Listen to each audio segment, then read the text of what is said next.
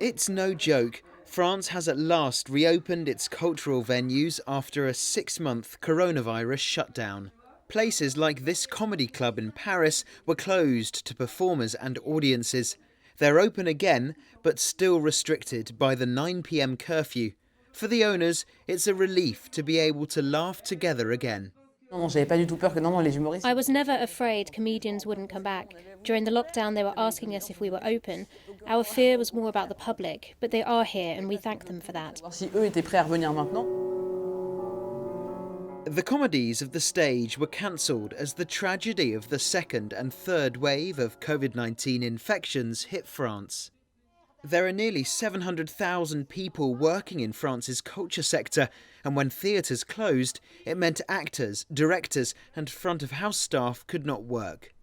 They have since adapted their working practices to the signs of the times, making their venues COVID-19 compliant.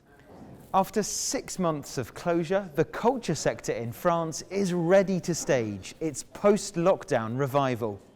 But that cultural shutdown from last autumn to this spring went on too long for the director of this playhouse in Paris.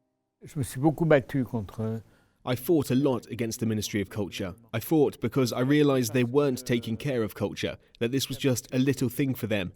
It was a very political stance. Maybe they didn't want to seem like they were giving us preferential treatment over restaurants and bars, but here it's totally different. The audience has to wear a face mask. They don't take it off to eat. We are in a very secure place that respects all the government's COVID-19 restrictions.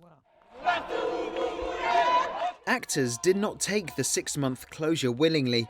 The Odeon is one of France's 6 national theatres, and it was one of around 100 theatres occupied this year by protesters.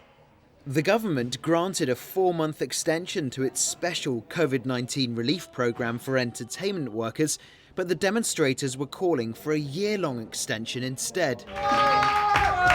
The coronavirus lockdowns were no laughing matter. But the reopening of cultural venues has at least lightened the mood after 6 months of shutdown.